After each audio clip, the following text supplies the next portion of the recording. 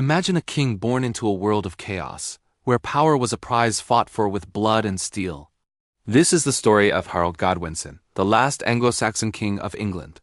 A man whose reign lasted less than a year but ended in a blaze of glory that would define a nation.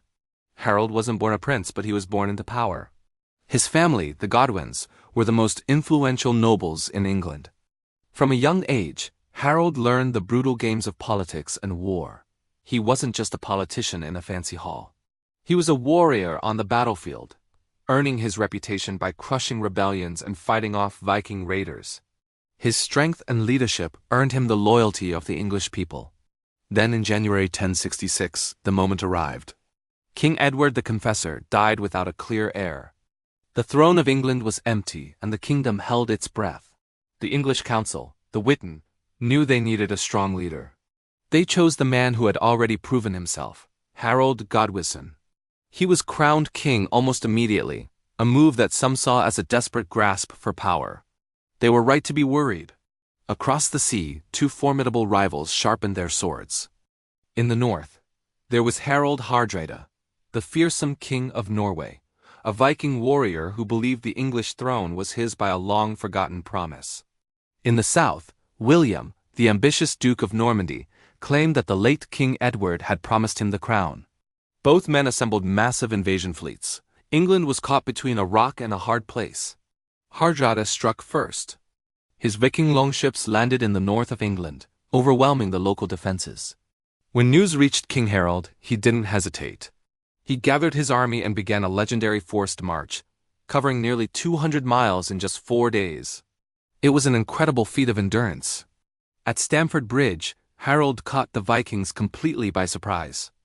They were unprepared for a fight, many of them without their armor. The battle was a savage, bloody affair. Steel clanged against steel, and the river ran red. By the end of the day, Harald Hardrada lay dead, and his great Viking army was utterly destroyed. Harold Godwinson had saved England. But his victory was short-lived. Just days later, a messenger arrived, breathless. William of Normandy had landed his army on the southern coast. Harold's men were exhausted, wounded, and celebrating their hard-won victory, but their king asked the impossible of them. They turned around and marched south again, another grueling journey of over 250 miles. Near a town called Hastings, Harold chose his ground.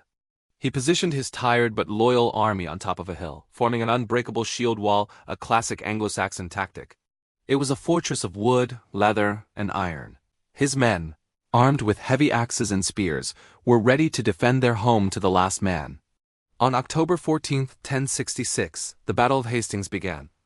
William sent his Norman knights charging up the hill, but they were no match for the shield wall. They crashed against it and were thrown back again and again. For hours, the English line held firm.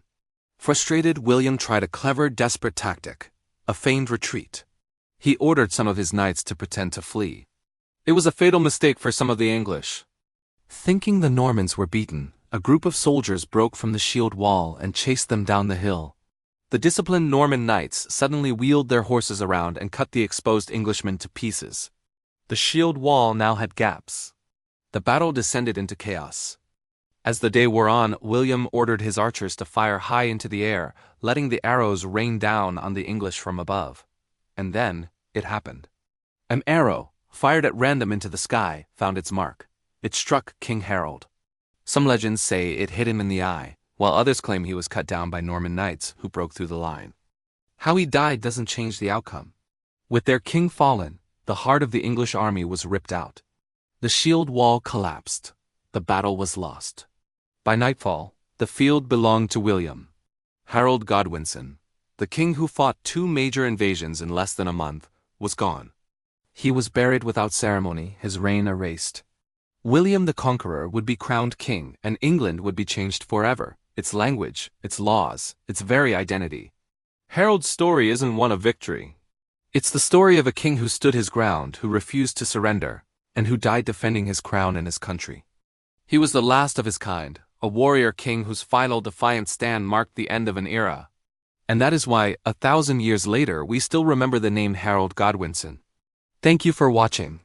If you enjoyed this journey into the past, Don't forget to like, subscribe, and hit that notification bell for more stories from history. See you next time.